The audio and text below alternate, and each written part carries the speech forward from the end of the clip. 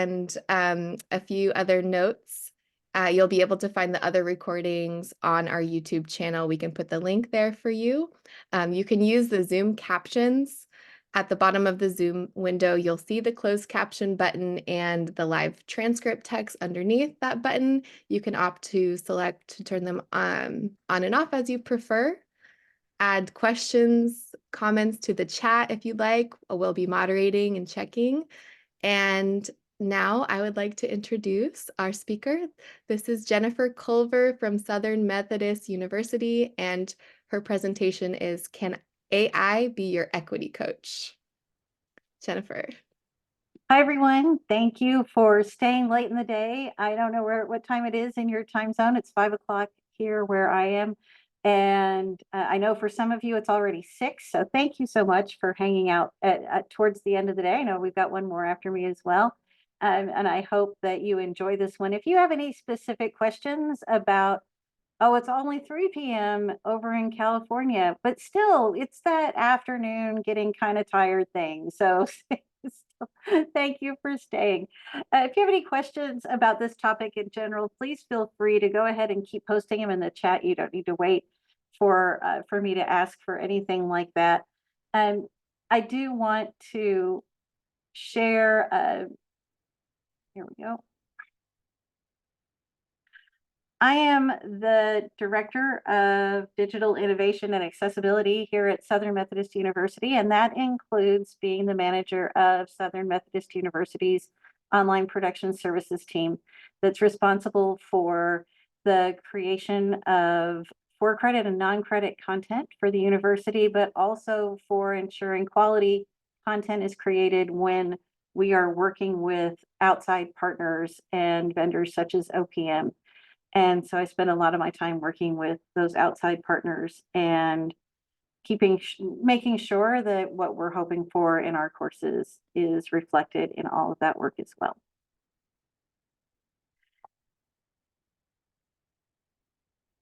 And I want to start with, I know that AI has equity issues. I absolutely do. And here's just a handful of some of the things that have been coming on about issues with AI and equity. And so I am not the person that's going to come and tell you that this is the perfect best ever tool to solve all of these things. Because as we can see with just some of these titles, AI has had some equity issues, some diversity issues, certainly some accessibility issues as well. And so I don't want to pretend that those things are not there and are not valid and are not real. They are. And I think that making sure that everybody that we know who is working with this in some form or fashion is familiar with these kinds of issues is very, very important when they decide whether or not some of these tools are tools they really want to be using. The image on the right is from the Center for Security and Emerging Technology. I just grabbed this earlier this week to keep it as current as possible, but it is a place where people can report harm due to AI for different reasons. So just so you know, I completely agree that there are some issues to deal with in terms of equity and when we're looking at generative AI, but we're not going to be looking at generative AI in the ways that some of the things that we're seeing on these article titles are talking about. We're going to use it in some different ways, and hopefully we're going to also be feeding it some information to help it as we do our work. We do have also, I do think things are becoming addressed more and more and more. So we do have tools that are trying to address some of these issues. We have, for example, Miss AI. It's one of my favorite sites because it creates images of women and diverse images of women to counteract bias. And we also have rubrics and checklists and audits that people can do as they look at these tools, not just as faculty, but as that we can encourage students to do as well. I teach a graduate teaching and learning with technology course here in, yes, Eva, I'm happy to share the slides. Here in the School of Education, and one of the things that we do in that course is an audit of the AI tool that they're using, or one of the ones that they've been using lately. So there are some with different degrees of difficulty on there. That DOMS rubric also is a good one that looks at the cost of using these kinds of tools. I do think we're beginning to figure out how to address some of this very explicitly and to have those conversations that weren't having originally. But as I mentioned, we're not here to talk about that. Instead, we're here to focus on EDUCAUSE's 4Ds and how those could apply to increasing equity, specifically in course design and things like that. Because EDUCAUSE highlights 4 different ways that generative AI can be pretty helpful. And if you notice, in all 4 of these ways, it's always a partner. It's never the answer. It's never the one giving the answer. It's always the one helping kind of think and work things through. We can work with this. So we're going to look at each one of these, the dreaming, the drudgery, the design, and the development. We're going to look at all 4 Ds as we move through, and we're going to look at some examples of how that can work inside course design. We'll hop over then to one of the generative tools and see how it goes when we try some of the things that we're talking about. But before that, what kind of experiences have you had? Feel free to put that in the chat. If you have had any, when you've gone to AI to help make a course more equitable, either in its design or in its delivery. Has anyone here gone to AI for that purpose yet? Yeah, a more diverse set of authors is a great way to do that. Wordsmithing, absolutely. Absolutely. Image descriptions and alt text and captions, yes. It does do fairly good translations. Yes, it does give fake links, but the authors were real. It did that to me as well. I was heading to Ireland for my honeymoon and wanted to read Irish authors, and they gave me real authors, but fake titles. So it did the same thing to me, but at least I got authors out of it. And so that whole hallucination thing is also still there. Anybody else? Using AI for things like alt text and captions and transcripts and all of those other kinds of things. We're going to talk about those as well as we move through.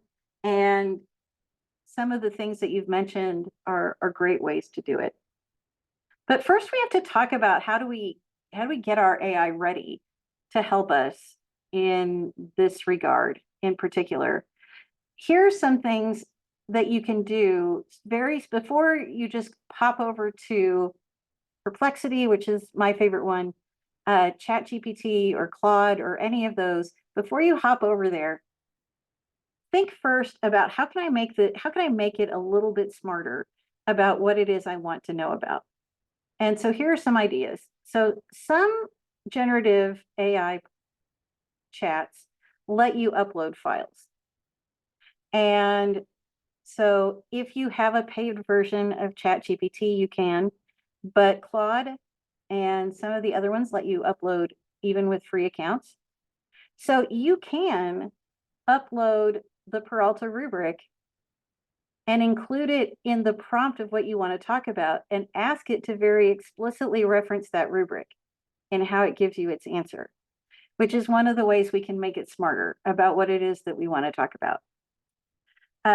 Also, if you're looking for that kind of UDL, multiple ways to engage and to represent information, you could upload that rubric and say, this is what I'm looking for. Here's my learning outcome. Please help me. But by going in and actually having some of those things attached to our prompt, we're directing it very clearly, and we're providing it the information that we want and the standards that we want to look at. Some of them let you actually create a chat based only on files that you've uploaded. And then, of course, we have this idea about prompt engineering and the importance of prompts and how prompts can steer the AI to answer things in very specific ways. We also can remember that when we're talking to Chat or Perplexity, that it's meant to be a conversation. And so that conversation that happens means that we can ask follow-up questions and we can ask for refinement and we can ask for all sorts of things. So we also want to take advantage of those moments. So when we start with that dreaming element from EDUCAUSE's 4Ds, multiple ways to teach an outcome, multiple assessment ideas for an outcome. How can an example or a scenario or a discussion prompt, how can I revise that if I attach the Peralta equity rubric and say, this is my discussion prompt, how could I revise this to make it better? And that's one of the examples that I want to show you. And so we're going to, at the end, kind of go through and do just that. And we'll have it do several things for us as we go along the way. But absolutely, sometimes we get stuck thinking of extra things and extra things and extra things. But one of the things that I ask my teaching and learning for technology students to do is put in one of their learning outcomes and say, put in the grade level that you're teaching as well. That's really important. And then say, I need multiple ways for students to show me evidence of learning of this outcome. And let it go and let it brainstorm. And absolutely, some of the ideas are just going to be terrible, but you don't have to take them all.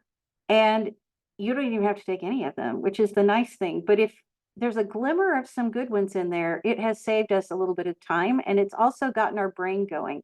And usually getting our brain going with those first couple will help us come up with even more. And so this is kind of the dreaming element of working with it. But then we have drudgery.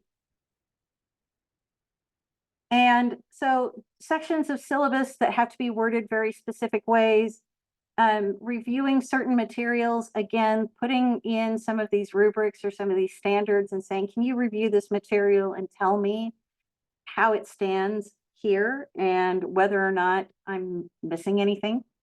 Drafting communications, checking alignment between outcomes and assessments. A lot of people don't like to do that. And a lot of times, at least the instructional designers that we have, we hear that that's something that is sometimes off just a little bit. I was working with faculty this morning where it was off pretty drastically. And so in order to say, can you check the alignment here for this of these two things for me?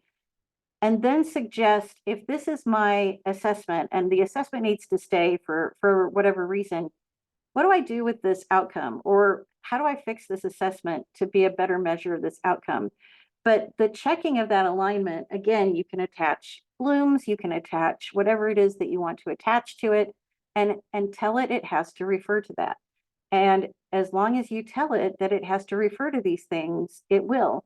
If you go ahead and upload several files, you actually can tell it to not refer to anything else but the things you've asked it to refer to. So you can keep all of the other noise away. We've already talked about creating the alt text for images and creating transcripts and things like that. So we've already talked about some of those things. But yes, there are some great tools for that where you can put in links to videos that are online and it will create some pretty good transcripts for you that will be a good start that need to be cleaned up, but they're better than some of the ones that we see that are auto-generated in other places. And then development. Yes, program review. Oh, absolutely. That's a great one. Drafting clear directions for assignments. All of us who've been instructors know there's been a time where we thought our instructions were perfectly clear and people came up and said, I didn't know how to do that. Or we didn't get what we thought we were going to get. And if we didn't get what we thought we were going to get from most of the students, then our instructions were not as clear as we thought they were. So we can, again, say, here's my assignment, draft step-by-step instructions for me for this. And it will. It also can draft milestones for projects and directions for projects for you. So all of that can be done and you don't have to sit there and type all those things up. It can draft policies like the policy for generative AI use in your own classroom. How many of you have the ability to have some flexibility in the AI use in your classroom? Go ahead and you can raise your hand, you can type in the chat. Yeah, and so, or are you helping inform the AI policies? Yep, and so some institutions just right, some have not even gotten there yet. We have the ability to have some flexibility. Our instructors can write in how they want them to work with AI. So AI can help you draft that policy about what it's good for, what it's not good for, what they can and can't use with it. I will say that we had our student technology advisory board come in last week and talk to us. And one of the topics was right here about generative AI. And when we talk about wanting to draft policies, we have here, for example, drafting course maps and mapping whole programs. It absolutely can do that. Oh, and Kevin has shared the AI policy from his syllabus. And so you can see, here's a great example of one. The students absolutely are using AI. Of course, they already are. But one of the things that we found out that the students said over and over again was, we do care about integrity, but we don't know where the line is from class to class. We desperately need you to show us where the line is. And so talk that through with AI, let AI help draft something that is clear and can show them where that line is. And then of course, in the actual design, it can improve slides and slide presentations. It can even build some slide presentations. I haven't gotten that far with it yet. I still want to make my own. But I will tell you, it can make some pretty good rubrics. And if the rubrics that it makes it first, you don't like the point structure or you don't like the categories, you can tell it, take that one out. I want a category that does this. This needs to be more points. It'll do that for you. And then it will download as a CSV file for you as well. Yes, you can tell to put it in a table, and I have it export as a CSV file, and then we can either copy and paste it into the learning management system. We can do all sorts of things with it, but it can come out as tables and all sorts of other things very, very quickly. And so once you get the rubric that you want, then you don't have to go retype all of it in somewhere else. Also, it can create exams. And so if you want a bunch of multiple choice questions, if you want a bunch of questions in general about different things, if you want it to pose scenarios and then you want questions based on that scenario, it can do all of those things for you. Yes, you absolutely have to relook at all of it and just make sure it's what you want it to be and make sure it's reflective of what you want it to do. Again, you need to tell it what your learning outcomes were. You need to tell it what grade level you're working at. But once you do those things, it can really save you quite a bit of time, but it also can help you here in this equity area, because if you're putting in these equity sources and saying, help me out with this, I need some help with this, it will give you suggestions. Then you can say, okay, now just reword that for me. Give me an example of how I could completely reword this. It'll do that too. And we'll see how it does that. But it also can then create multiple versions of the same exam if we have faculty that are still doing that. And we still have a few that are giving multiple versions of the same exam. So we're going to switch over and give it a try. We'll move over to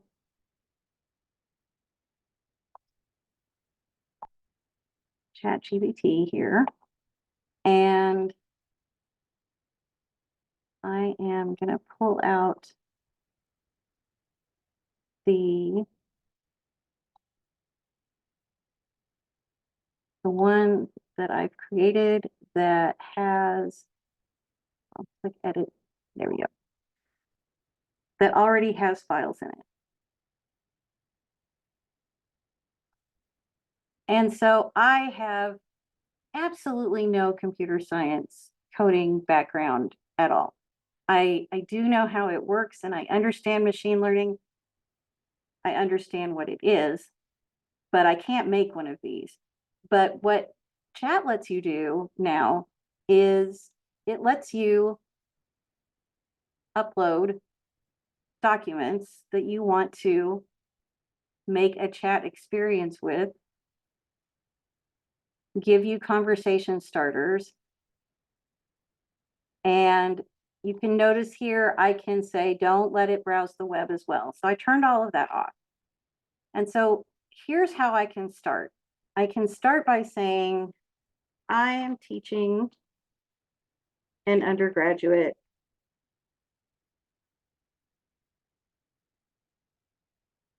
freshman composition class. My first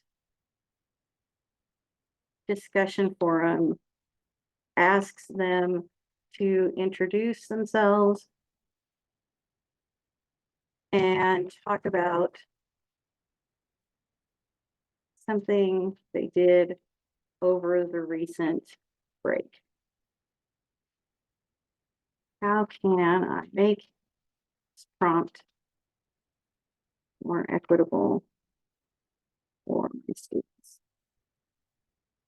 Now it's got Peralta, it's got some UDL in there, it's got all sorts of things in there. It also has some scholarly articles on best practices in online learning, in equity work, and all of that.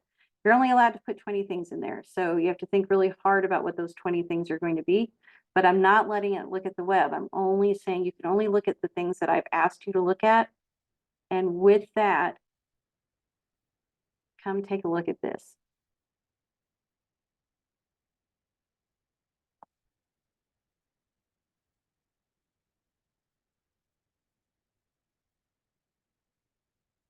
So the first option was maybe they don't all have to talk about that. Maybe they don't all have to write right away. This is the very first post.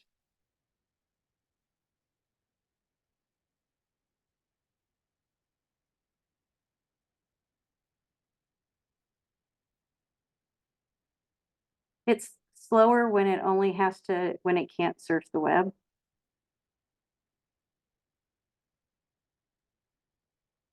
And it's not done.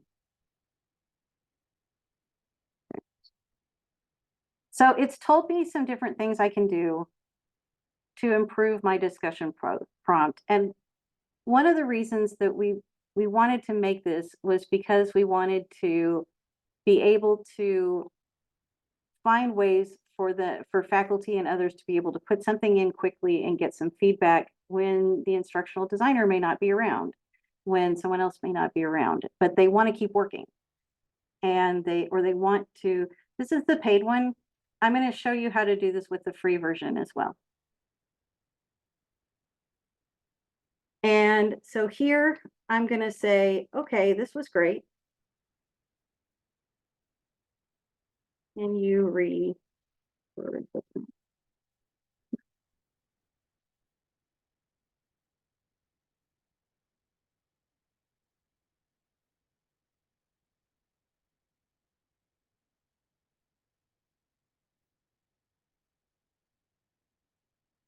And it's still going.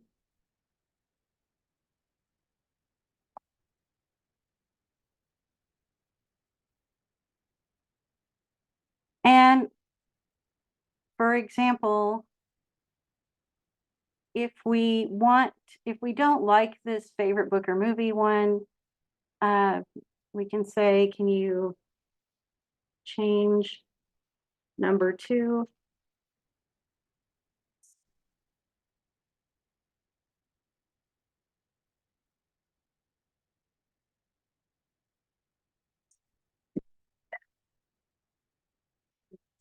Or so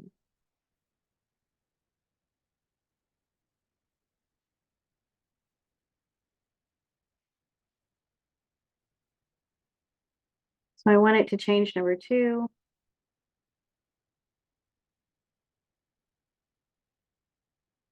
So there's another one where it's now moved it out to artwork and other things too. So if people don't want to read books and watch movies, then now they can listen to music, they can do all sorts of other things. I can then say, perfect. I can keep refining if I want to, but I can now say, perfect. Can you make a 100-point rubric based on this revised assignment?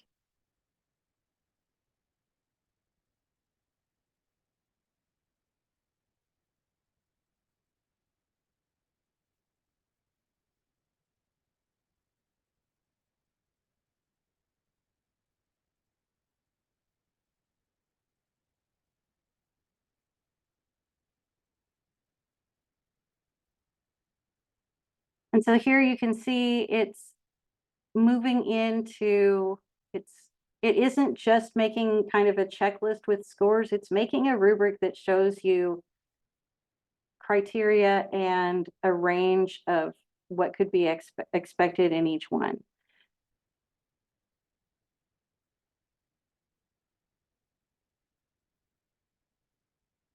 And so here you can also update the rubric as well. How do I recommend that students know that we used it for some of this? I usually just tell them. I tell them that I'm using it to improve my work, to revise my work, to look at things, and to make sure that when I'm creating things, that I'm doing it in ways that would reflect ways that all students can learn and succeed in the course. And I like it to double check me, to work with me and things like that. And so I'm usually pretty open about it. I tell them I'm using it the same kind of ways that they're using it. Because here again, I'm not going to take this one as is. And I would have it download this into something, but I wouldn't keep all this language. I would finesse quite a bit of this, but to engage, just to finesse a little bit of this right now, if I say something like, um, instead of adherence to guidelines, could we talk about, could we put the points towards, and so we can say clarity. Yes, I would cite GPT as the source for the rubric and used, because I probably already have a discussion rubric because I already had the discussion. And so, yes, I would say if I used it to refine the rubric, then I would say refine or improve. If I really had it created from scratch, then I would tell them that as well. Because I don't want to expect a level of transparency from them that I'm not willing to give them as well. But I will also tell them, or co-created with, or brainstormed with, or something, because like I said, I'm gonna mess with all of the wording before it's done, partly because that's just me, but I'll mess with all of these. I'll add more. I'll reword some of these bits and pieces. But I wanted clarity of message instead, still 100 points. And now I can say, can I have this as a CSV file? And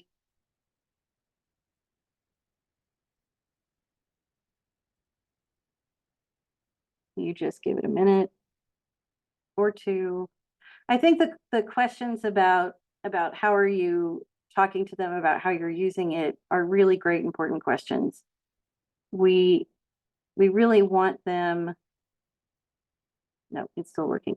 We really want them to be able to feel free to tell us how they're using it, when they're using it, things like that, without feeling like they're doing something wrong by using it. And so I think some of that happens when we do the same thing. Our students really overwhelmingly said, I'm using it. I put in a paragraph or two and I ask it to just tell me how to give me some tips on how to do it better, but I'm very careful not to tell it to do it for me. I just want some tips. I just want some help. And of course, Grammarly and things like that have been doing that for us for some time. And Grammarly has AI in it, just like Netflix does when we watch Netflix and it says, if you like this, you're going to like this. And that's AI as well. And I'm not talking about the AI contestant on The Circle, which is a whole different thing that Netflix has done. If anybody's watching that, we certainly have a 20-year-old at home that is. Sure, I am happy to share with you the, oh, yep, we've got at least one person in there saying, yep, I'm watching the AI person in the circle. Yes, happy to share with you the 20 that I settled on for how to create and put this together. I'm going to take a minute and turn it off and just switch over to one of the free ones so you can see how to do this without an account. So this is, in fact, let me just go ahead and log into all of them.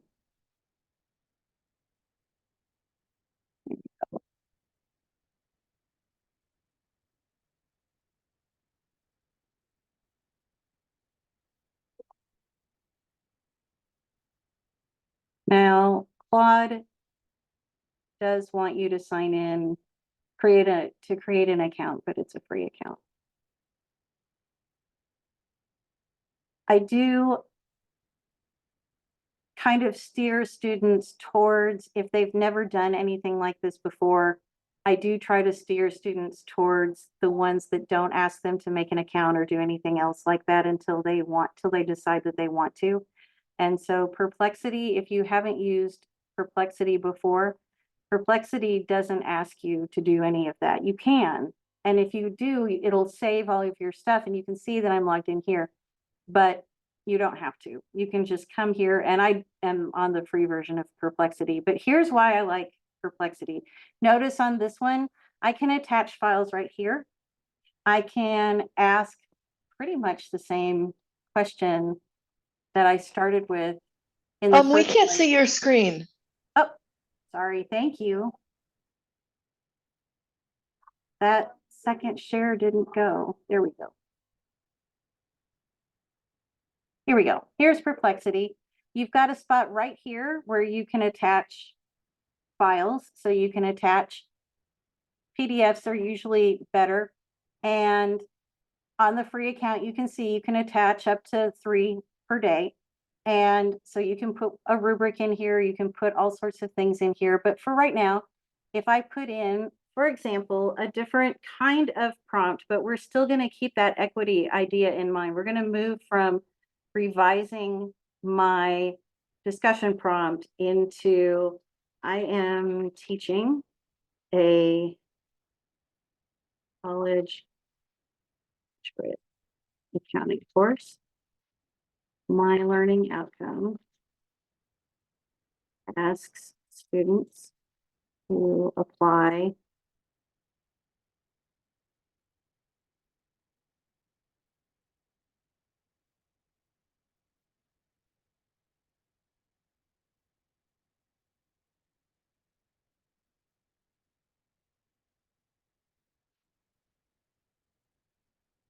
Now, notice in the prompt, because the prompt is one of the things that's really, really important when we want AI to help us with some of these things. One of them is I'm always telling it right up front what I'm teaching. I've got a grade level, undergraduate, I've got a subject level. And I always try to give it a focus. So I want it to show me multiple ways they can show mastery. I want you to focus on options that keep equity in mind. We're going to do it without the rubric first because Perplexity is a little bit better at some of these things.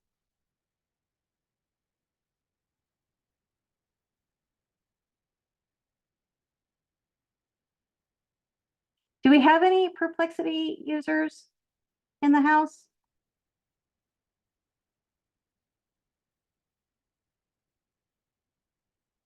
Yep. Michelle has raised her hand. We've got at least one handful of times. Yep. And so here you can see Perplexity is working through this. They could create a video, they could do a case study, they could create a spreadsheet. What Perplexity is trying to do though, too, look, here's group work, provide a rubric, multiple pathways, different learning styles, different strengths. Here's kind of why I like Perplexity. And Perplexity is not time bound, which means that Perplexity is not tied to only things that have happened before 2021, like some of the other ones are. Perplexity actually can surf the internet right now and grab things that are out there right now. The other interesting thing about Perplexity is that unlike some of the other ones, Perplexity will show you where they got everything. So, and it shows you right here where it got things. So if I say, for example, I like this case study, I can click on number 3 and I can take a look at where it got this case study idea from. And I can decide whether or not this is a good idea because I can come and look at the source, but I also now can go read more about it. Perplexity is one of the few that does this as well as some of the other ones do. It can show you where it went overall to get things. It can also come over here. You can click over here and see everything that it went to. Perplexity also encourages you to ask follow-up questions, and it also gives you some examples of some follow-up questions. Elisa, am I going to wade into detectors or advice for informing them that you will do so?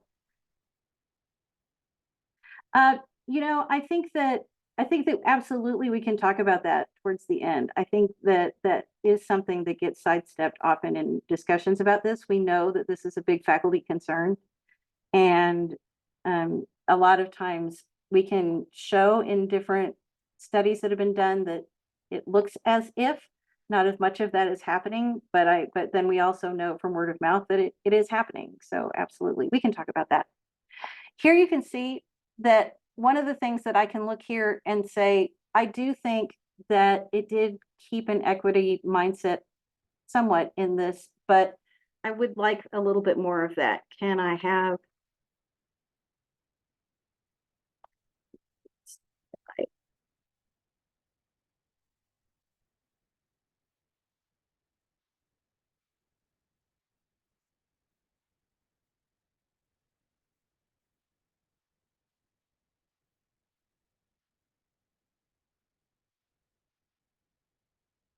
And then I can tell it a little bit more. Sometimes you go back in and you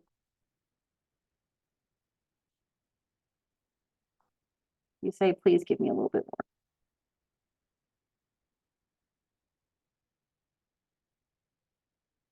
And now it's saying, here's where I'm getting these ideas from. And so now I can really kind of say, okay, now I know that you've actually gone and looked up what some of these things are as you've done it.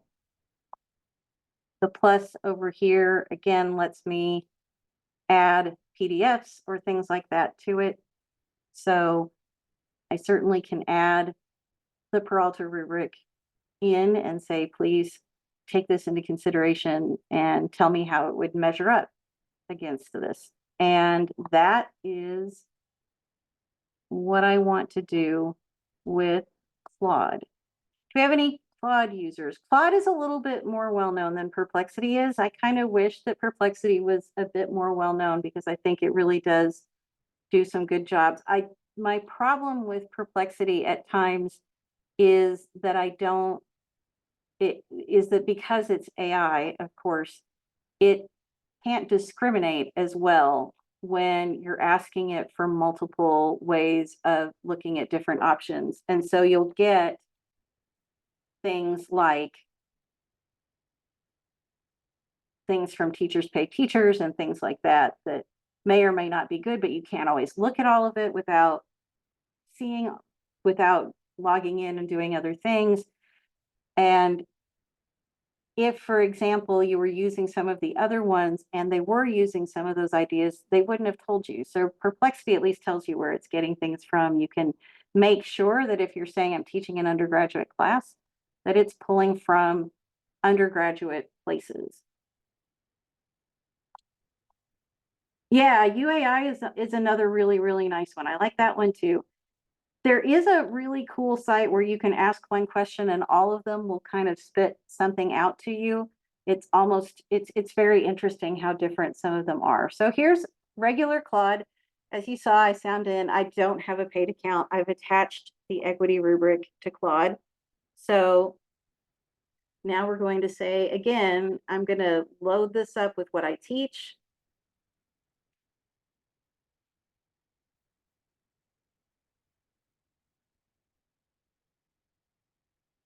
I am teaching a graduate course. There we go. On, no, I don't want it to be creative writing. Um,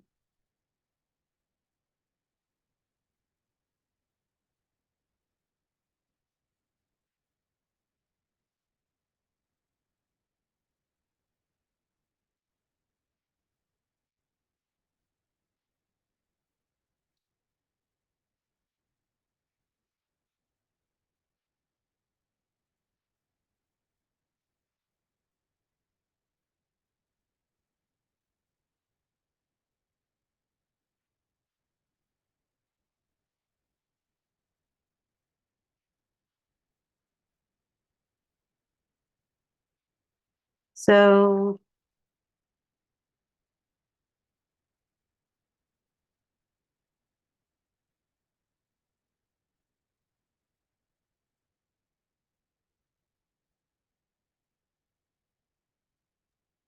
Is there a limit of the number of files you can attach on Claude or on the last one?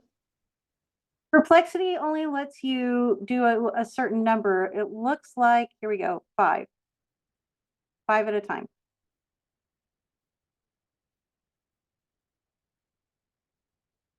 And it also lets you do images as well.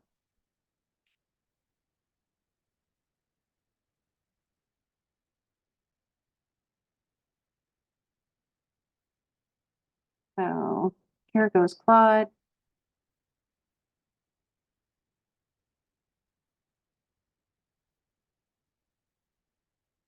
The Circle was the name of the show. So it's got a contestant that's actually AI, and it's interesting. They're trying to figure out who is quote unquote real. Here we go. And so basically Claude has done what we've asked. Claude has gone through and looked at the rubric and looked at the assignment and done a nice cursory evaluation of the assignment. Does it understand all of it 100%? No, you have to come in with a good understanding of the rubric yourself and as you're looking at it. But here's where, for example, when we're looking at UDL, it tells us no, it doesn't explicitly align with this because you didn't give multiple means of representation of any of those. So how could you do that? And it does give you some different ideas for how to do that. Nope. And again, it says, no, really didn't do that. Again, it gives us a couple of sentences as ideas or examples. Content meeting, again, yep, it does have something about content, but again, you could further strengthen it. Connection and belonging. I did say that it was a discussion forum, but I didn't really talk about sharing of ideas or responses or anything. And so it picks up on that and says, yeah, okay, this could be better. And Claude is right. And so could you provide a revised version of this assignment that would better fit?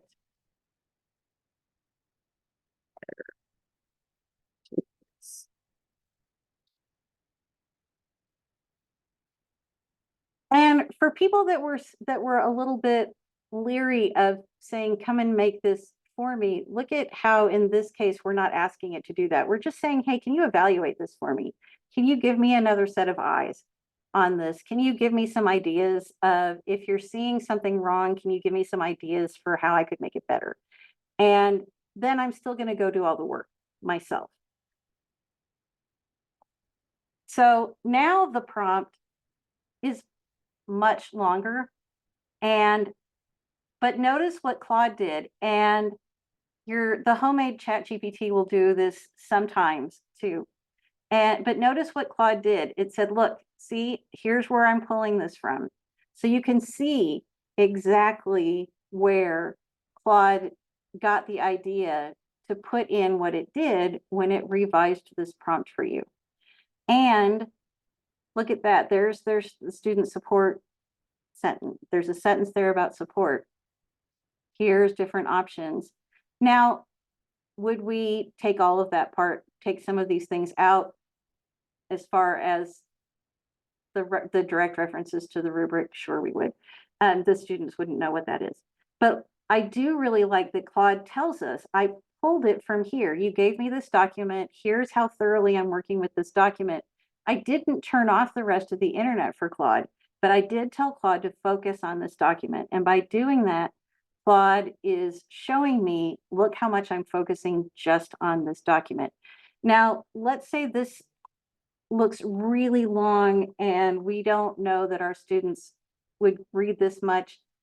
I think it's a great rewrite. But let's just say, Claude, this is a little bit missing the mark. All we have to do is come over here and click retry. And Claude will come in and say, yep, I'm happy to do it again. And he's going to do it again. Some of it will look very similar because we're using the same rubric and the same prompt. But this is very different. And it is shortened. But he tells you at the bottom exactly how he did things. You can click copy and then just paste all of this into something if you want. You also, if you want to, can tell Claude whether or not Claude did a good job with your prompt. That's helping with the model. That's helping train the model. So we can say, yep, thumbs up. And we can say, nice use incorporating the rubric and submit. And there we go. I tend to like rating at least a couple of them a day if I'm using things for the free version, because for me, that's giving them back a little bit of something. They've given me a tool that I'm using pretty intensely, so I want to be able to give back some feedback on it so that they can keep doing it too. All of these have paid versions. You can see the Claude paid version is right here. Again, he'll tell you he makes mistakes, and he can make mistakes. There are times that maybe some of these ideas won't align as tightly as you think that they might, or something else might be better. But this is using the generative idea, the generative heart of generative AI to be our partners and to be our coaches in all of the different things that you want it to do and that you want to be able to do. So can we focus on equity? We absolutely can. We also can focus on accessibility. We can focus on all sorts of different things to make sure that we've created an environment where all of our learners can thrive and all of our learners can progress. And sometimes we can be focused on the content and the outcome and everything else that we don't see that really with a little bit of tweaking, we've made a better experience for all of our students. And so the idea was here to create ways for this to help us be that kind of equity coach. I did see a couple of questions that I want to make sure that I can get to. And I do see that a lot of you are recommending things, which I think is great. please recommend things, because there's no way any of us can know all the things. Yes, Alchemy has excellent resources for drafting prompts, and the prompt, it's all about the prompt. So if we have any rhetoric folks in here, do we have any rhetoric folks in here? This is the time when you get to say, the focus of my PhD is in rhetoric. I've been wandering around saying, see, rhetoric's important. The word choice matters. The word choice of the prompt matters. It is how you get the answer you get. So if you are a rhetoric person and you're teaching rhetoric, this is the time, this is your time right now. Absolutely. Because a lot of times you're getting out exactly what you've asked for, but we had to refine what we asked for. We're actually at time. We're a little over Yeah. time now. I'm going to put my email address here. Feel free to email me for anything at all. I point students to Perplexity. That's the one that doesn't require a login. So that's the really fast one. And as far as identifiers, no, there aren't any good ones at the moment. I'm sure that's going to be better soon, but not at the moment. Email me with questions. So Let me know if you need anything. Let me know what you're doing too, because this is such a fun community. Thank you so much. And are you willing to share your slides? Yes, I'll send them to you. Because we'd like to post them to the website, to our Absolutely. resources. Wonderful. Thank you so much for this fascinating session. It's so helpful to see how you actually apply these principles to AI and how we can apply it to our teaching. And yeah, it was wonderful. And I want to say to everyone, all the participants, thank you for being here today. This was actually our last session, but we will be back tomorrow at 9 a.m. Pacific Standard Time. We have the Chancellor of Peralta Colleges who embodies equity in all that she does speaking. So please don't miss that session. She was the president at Laney when I went some years ago, and she was my president. And every time she speaks, it's an experience. So I hope you'll be able to make it. And thank you again to Jennifer for being here. I'm going to stop the recording as well. Kevin, do you have